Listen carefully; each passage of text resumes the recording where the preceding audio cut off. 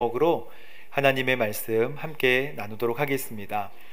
생명을 살리는 언약의 중보자 아브라함 이야기입니다. 아브라함은 아직 아들을 얻지 못했어요. 어느 날 아브라함이 장막에 아주 더운 장막, 더운 뙤양볕이 있는 한 여름날 장막에서 더위를 피하고 있었을 때 세 명의 어떤 사람이, 알지 못하는 사람이 아브라함 앞으로 지나갑니다. 그게 바로 창세기 18장에 나오는 이야기입니다. 이 사람들이 누구인지는 성경이 밝히지 않고 알 수 없지만 아브라함은 후닥닥 뛰어나가서 얼른 그 사람들을 맞이합니다. 우리와 같이 문전박대하는 것이 아니고요, 나그네를 아주 잘 맞이를 했어요. 그리고 나서 그들에게 이야기합니다. 제가 주의 은총을 입었다면 그냥 지나치지 마세요. 모르는 사람인데 그렇게 할 수 있을까요? 그냥 지나치지 마십시오. 종된 마음으로 상대를 높여 부릅니다. 이상하죠? 근데 히브리서 여러분 13장 2절에 보면 어떤 말씀이 나오냐면 부지 중에 천사를 대접한 이들이 있었다, 이렇게 나와요. 그게 바로 아브라함입니다. 부지 중에 천사를 대접한 사람이 있었다. 여러분, 우리 가운데 보잘것없고 어렵고 연약해 보이는 사람을 품을 때 예수님이 날 품었구나 라고 말씀하시기도 하신다는 거예요. 아브라함이 나그네를 품었지만 굉장히 오버해서 품었습니다. 나그네를 보통 대접한 게 아니라 지금 예를 갖추어서 최대한 종에게 오셨으니 사라에게 이야기합니다. 떡을 만들어 주십시오. 종에게 이야기합니다. 송아지를 잡아라. 여러분, 지나가는 사람이 누구길래 떡을 만들고 송아지를 잡아라, 그리고 버터와 우유를 준비해 놓고 마시게 합니다. 잘 마시는 것을 옆에 서서 지켜봐요. 나그네인지 천사인지 아브라함은 직감적으로 하나님이시다라고 알았던 것 같지만 성경에 나오지 않으니까 저는 여기까지만 말씀드릴 수밖에 없습니다. 그 요리를 맛있게 먹는 동안에 나무 그늘 앞에 서서 이렇게 먹는 것을 지켜보고 침을 흘렸을까요? 아브라함이, 저는 상상해 보기를 옆에 왜 이렇게 서 있을까, 부담스럽게. 그게 하나님이시니까 서 있었던 것 같아요. 그런데 그 세 사람이 이야기합니다. 내년 이맘때에 다시 오겠다. 그리고 사라에 관하여 이야기합니다. 내년 이맘때에 다시 올 때는 사라에게 아기가 있을 거야. 여러분, 99세입니다. 사라는 태가 또 끊겼어요. 그런데 이 이야기를 한단 말이죠. 사라는 지금 그 세 사람 앞에 보이진 않아요. 그러나 그 요리를, 떡을 만들고 하는 그 장막 안에 있으면서 속으로 속으로 웃었어요. 하하하하 웃은 게 아니고 속으로만 웃었는데 하나님의 사람은 그거 다 알고 계세요. 또 하나님은 알고 계십니다. 그러면서 여호와께 어려워서 못할 일이 있겠는가? 제가 그렇게 얘기한 거 아닙니다 라고 했지만 너가 웃었어. 책망하신 게 아니라 당연히 그렇게 생각할 수 있지만 하나님은 하실 거야 라고 이야기하세요. 그리고 이 세 사람은 우유와 버터와 송아지와 떡을 먹으면서 한 곳을 바라보기 시작합니다. 거기가 바로 소돔이에요. 이 세 분, 즉 하나님이 이 땅에 오신 이유는요, 소돔을 멸하려고 오신 거예요. 소돔의 심판을 하시려고 오신 것입니다. 여러분, 16절과 17절 말씀을 이제 한번 읽어보도록 하겠습니다. 바로 이 말씀으로 이어집니다. 시작. 그리고 그 사람들은 소돔 쪽을 바라보았습니다. 아브라함은 그들을 전송하려고 그들과 함께 걸어갔습니다. 그때 여호와께서 말씀하셨습니다. 내가 지금 하려는 일을 아브라함에게 숨기겠는가? 여호와께서 아브라함에게 말씀하시는 거예요. 내가 지금 하려고 하는 일을 아브라함에게 숨기고 싶지 않아, 공유하고 싶어, 이렇게 이야기하는 것입니다. 아브라함에게 알려주고 싶어. 여러분, 이 말씀은 하나님께서 굳이 알리시지 않아도 되는 정보를 아브라함에게 주시는 거예요. 왜 그런 걸까요? 하나님은 하나님의 일을 심판을 하시면 되는데 이것을 아브라함에게 알려주십니다. 관계가 친하기 때문에. 여러분, 관계가 친하기 때문에 하나님께서 알려주시는 거예요. 그런데 관계가 친하다는 것을 어떻게 할 수 있을까요? 아브라함이 하나님을 경외하였기 때문에, 공경경 두려울 외, 하나님을 공경하고 두려워했기 때문에 하나님은 아브라함에게 그 계획을 나누시는 것입니다. 여러분, 하나님과 친밀할 때 하나님은 알려주세요. 그의 언약과 계획과 어떤 선택을 해야 할지도 하나님께서는 알려주신다는 거예요. 이게 놀라운 그리스도인의 축복입니다. 시편 25편 14절에 보면 여러분들은 굉장히 중요한 말씀이 나옵니다. 시편 25편 14절에 보십시오. 여호와께서는 그분을 경외하는 사람에게 뭘 가지시고? 그렇습니다. 하나님을 공경하고 경외하는 사람에게 친밀감을 가지시고 그에게 뭘 알려주신다고요? 언약을 알려주신다. 이것은 시편 25편이잖아요. 시편 25편은 누가 쓴 것입니까? 다윗이 쓴 것입니다. 다윗이 하나님과 친밀할 때 하나님께서 다윗에게 약속하신 그 언약을 기억하게 하시고 알려주신다는 거예요. 얼마나 놀라운 축복입니까? 언약 속에 살아가고 있지 않은 것 같았는데 하나님은 언약, 약속을 알려주시는 거예요. 다윗이 하나님을 경외할 때 그가 선택하는 길들을 다 인도하셨다라고 성경은 말씀하고 있습니다. 무엇을 선택해야 할지 알려주시는 것이죠. 여러분, 다윗을 도와주었다는 이유로 높당에 있는 제사장의 옷을 입은 제사장 후보생들까지 합쳐서 제사장 85명이 사울에게 숙청당하는 사건이 사무엘상 22장에 나옵니다. 다윗을 도와줬다는 이유 하나만으로, 그 진설병을 먹게 했다는 이유만으로 도와줬지 다 죽어 85명이 숙청당하는 사건이 일어나요. 그래서 그 다윗이 몸을 피합니다. 그런데 엔게디 광야로 가서 엔게디 동굴 안에 몸을 피하는데 사울이 글로 들어오는 거예요. 다윗은 정말 대단한 사람이에요. 이제 도망 다니다가 다윗이 어떤 사건을 보고받냐면 그일라라는 지역, 블레셋 쪽에 그일라라는 지역에 블레셋 사람들이 와서 침략을 해갔다는 소문을 듣습니다. 부하들에게 보고를 받은 거예요. 다윗이 지금 85명이 숙청당한 그 사건 사이에서 몰래 도망쳐 나와 피하고 도망쳐 다니던 중에 그일라에 대해 하나님께 물어봅니다. 하나님, 제가 그일라를 도와줘야 할까요? 하나님께서 도와주라 말씀하세요. 제가 가면 이기겠습니까? 이길 것이다. 그래서 부하들에게 이야기해요. 내가 그일라로 가야 한다. 다윗이요, 지금 다윗 도망 다니는 상황이고 우리도 목숨이 위태위태합니다. 그렇게 해서는 안 됩니다 라고 얘기했지만 다윗은 지금 누구랑 얘기하는 거예요? 하나님과 친밀한 거예요. 가야 한다, 주시기로 약속하셨다. 그래서 그일라를 도와줍니다. 가서 블레셋에게 약탈당한 그일라를 회복시켜주고 그 먹을 것을 다시 회복시켜줘요. 그일라 사람들이 당연히 좋아하고 다윗을 맞이했겠죠. 하지만 이 소문은 사울의 귀에 들어가게 됩니다. 사울이 쫓아올 것을 알았고 다윗은 또 하나님께 물어봤어요. 하나님, 그가 오겠습니까? 하나님 뭐라고 말씀하셨을까요? 그가 올 것이다. 그러면 하나님, 그일라 사람들이 저를 보호해 주겠습니까? 너를 내줄 것이다. 죽일 것이라는 거예요. 그러면 제가 도망가야겠습니까? 도망가라. 하나님의 뜻대로 하는 일이지만 참 이상해요. 하나님은 도대체 우리를 어떻게 인도하시는 것일까?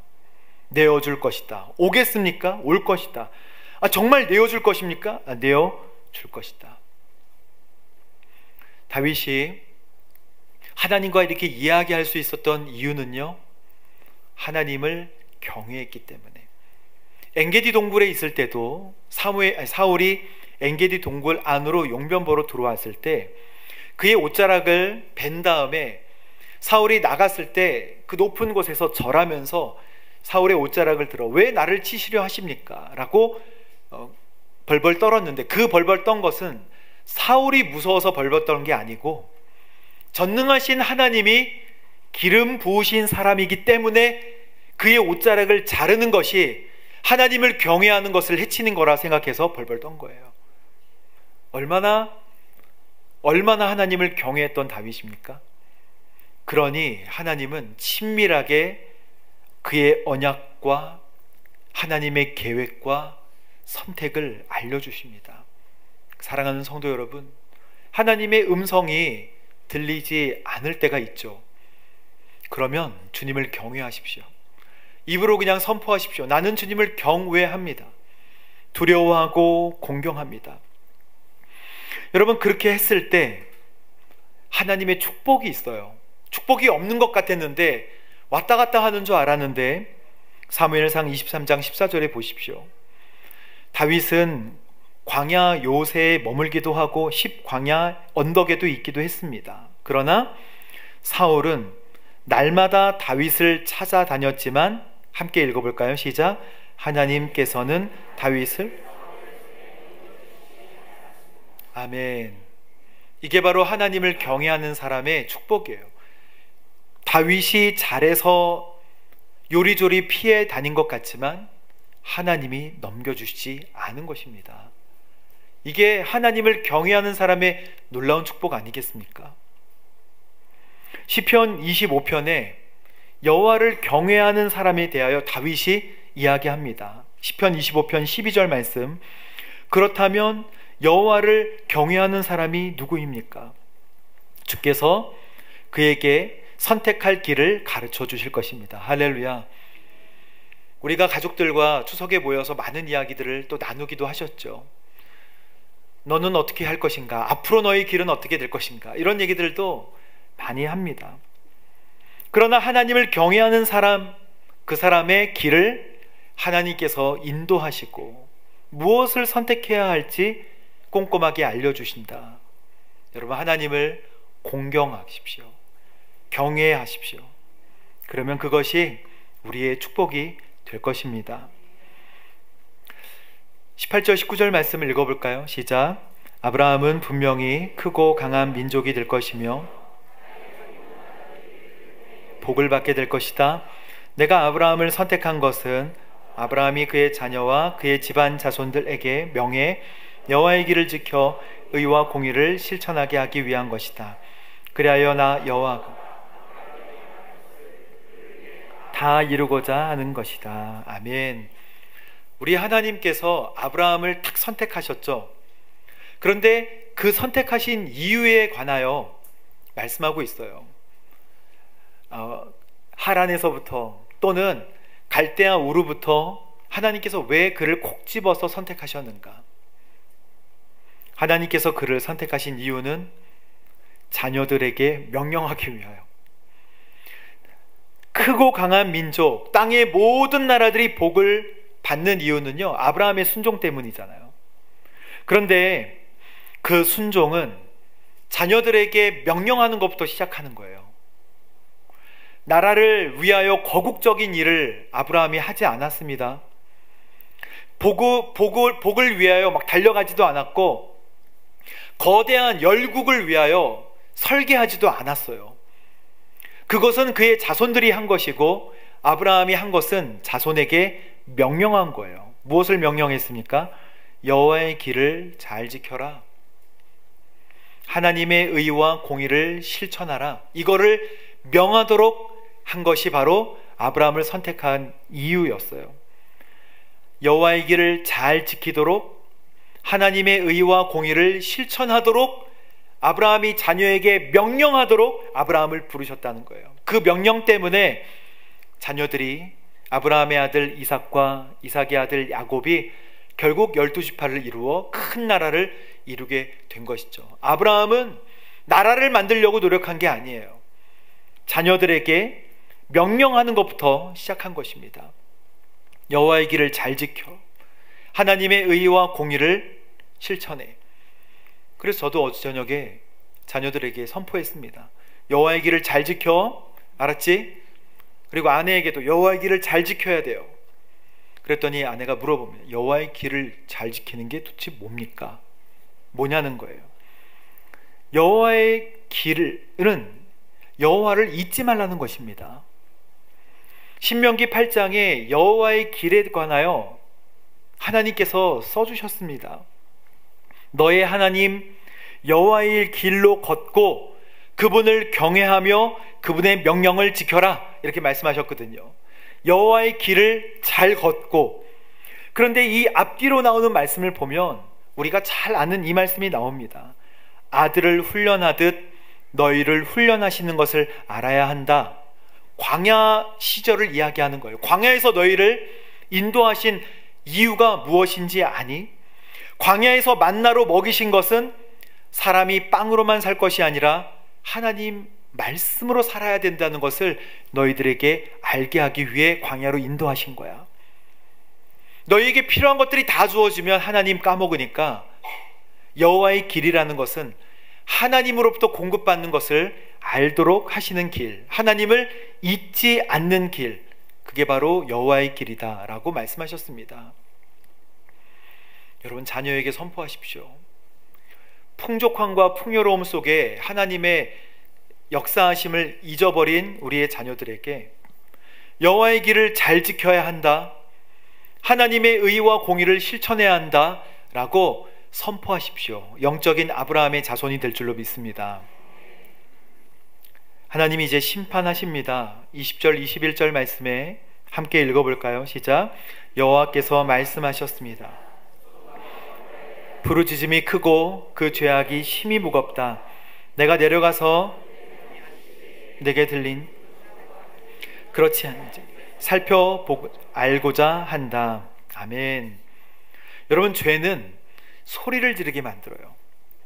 죄는 악을 지르게 만듭니다. 그 죄악 때문에 죄는 가만히 있지 않고 부르짖게 되어 있어요. 소돔과 고모라의 죄악이, 그 죄악 때문에 부르짖음의 원성이 목 끝까지, 머리 끝까지 다다랐다는 거예요. 억울한 사람들의 애절한 호소가 곳곳에서 터져 나오는 것입니다. 하박국서에 보면 하박국이 유다가 망하기 직전 했던 선지자잖아요. 그 심판의 때가 되면 파괴와 폭력, 갈등과 싸움, 율법의 효력을 상실한 시대가 바로 하박국 시대였어요.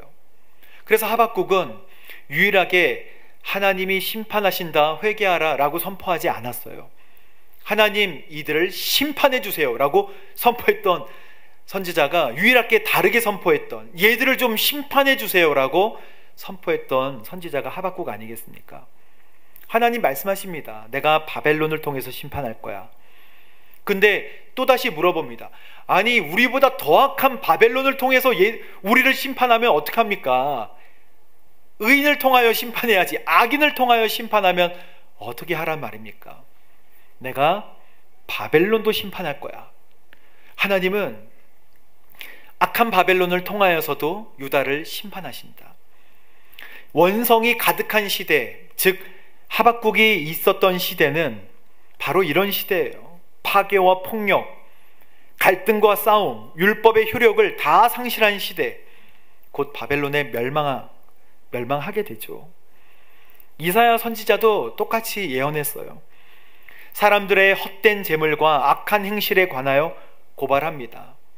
그 시대가 고아와 과부를 돌보지 않은 시대예요. 그리고 이 시대가 약한 자들을 돌보지 않는 시대가 되었음을 경고합니다. 약한 사람들을 눌러버리고 파괴와 폭력이 만연하고 죄악이 가득한 시대가 되어서 이제 무너지기 직전에 있다는 거예요. 여러분, 우리 시대는 어떻습니까? 약한 사람들이 보호받고 높임을 받는 시대인가요? 하나님께서 들린 부르짖음과 그들이 한 짓이 같은지를 살펴보고자 하신다는 것은요, 심판까지 하나님이 시간의 말미를 두신다는 뜻이에요. 즉시 심판하시지 않고, 왜 모르시겠습니까? 바로 심판하시지 않고 내려와서 회개할 시간을 주시는 것입니다.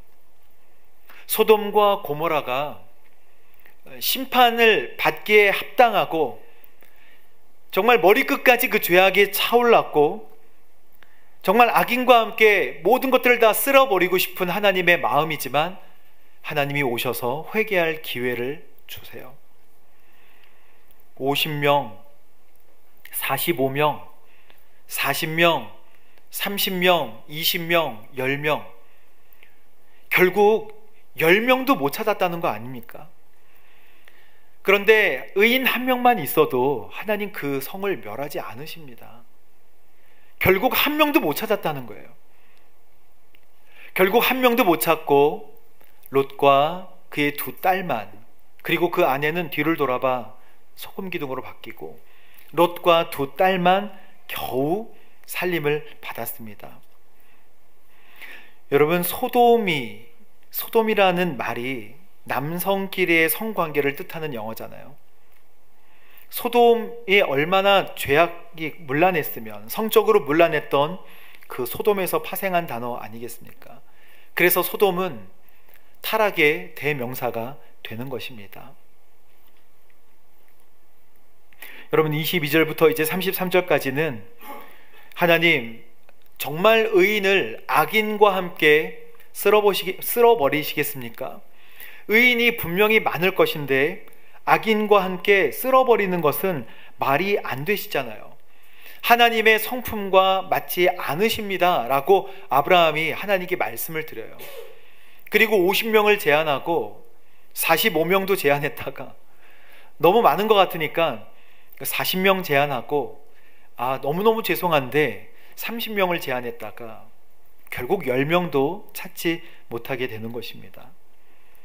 여러분, 의인은 성품이 완전한 사람을 의인이라 하지 않습니다. 하나님과의 관계입니다. 하나님과의 관계에 있어서 바른 태도를 가진 사람을 성경은 의인이라 말씀하세요. 이러한 사람은 하나님의 의지에 따라 살고 하나님의 법을 준행하려는 아주 건강한 사람이 되는 것입니다. 하나님을 경외하는 사람이에요. 공경하고 두려워하는 사람.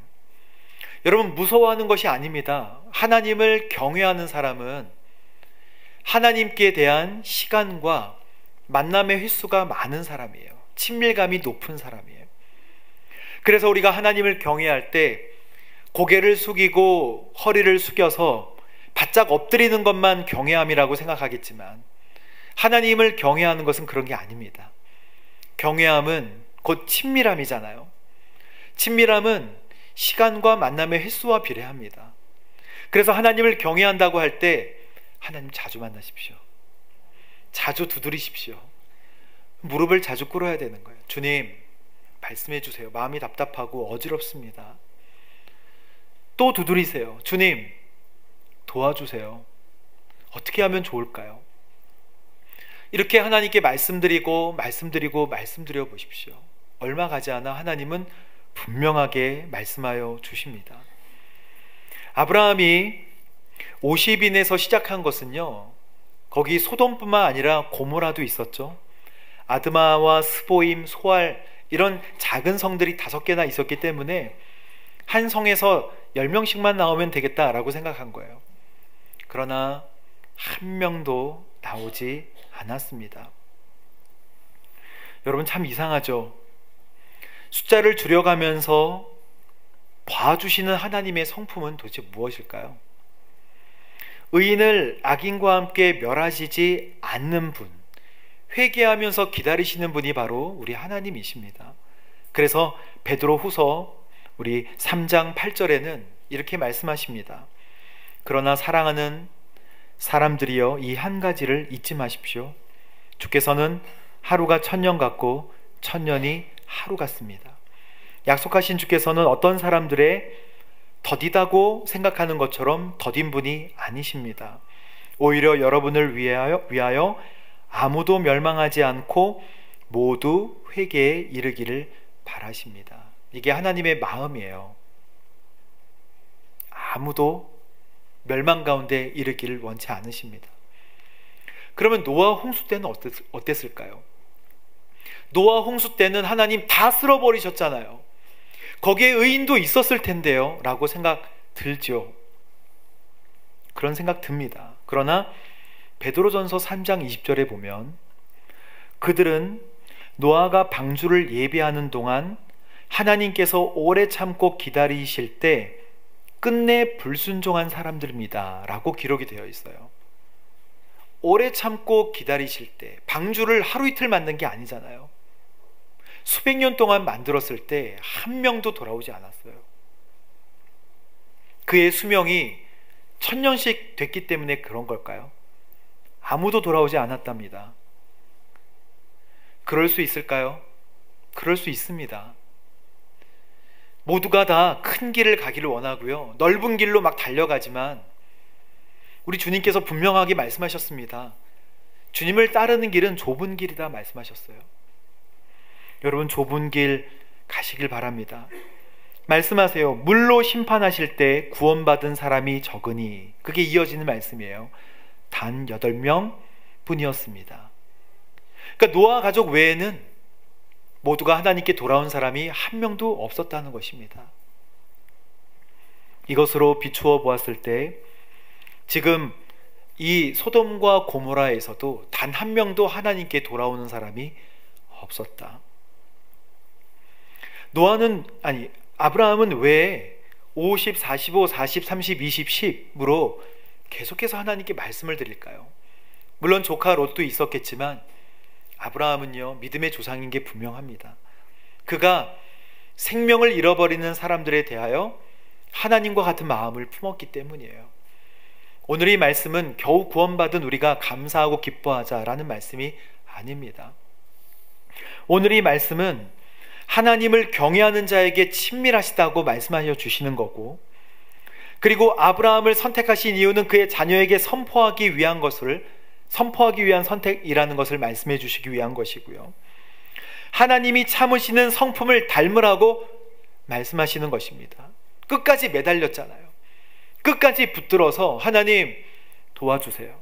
물론 롯도 있지만 수많은 사람들이 돌아오지 않고 있습니다. 30명만, 20명만, 10명만.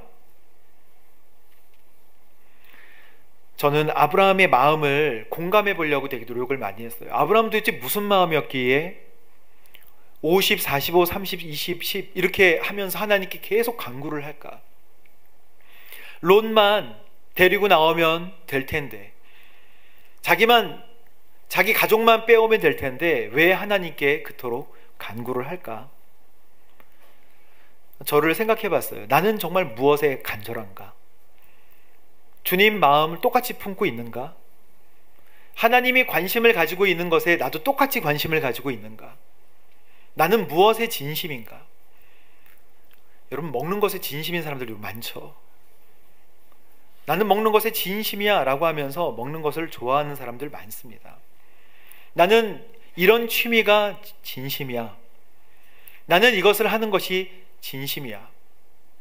갖가지 우리의 노력과 우리의 성취감을 위하여 하고 싶은 것들이 참 많이 있습니다. 그러나 나는 무엇에 간절한가? 생명을 살리는, 영혼을 살리는 일에 간절한가? 주님께서 오늘 우리에게 이것을 도전하십니다. 여러분, 안도현 시인의 시가 있죠. 연탄재라고. 연탄재 함부로 발로 차지 마라, 그런 시입니다. 그리고 다음 한 줄로 끝나요. 너는 누구에게 한 번이라도 뜨거운 사람이었느냐? 연탄이 한번 확 탔다가 사그라들고 그 다음엔 가치가 없잖아요. 그러나 너는 누구에게 한 번이라도 그렇게 뜨거운 사람이었느냐? 라고 마치 성경 말씀과 같이 연탄재에 발로 함부로 차지 마라. 그런 열정 있었는가? 오늘 하나님께서 우리에게 주시는 생명을 살리는 열정이 오늘 저와 여러분 가운데 있게 되기를 주님의 이름으로 축복합니다. 여러분, 다시 한번 말씀을 정리합니다. 하나님은 하나님을 경외하는 자에게 친밀하세요. 그래서 그의 언약과 계획과 선택을 하나님께서 보증하여 주십니다.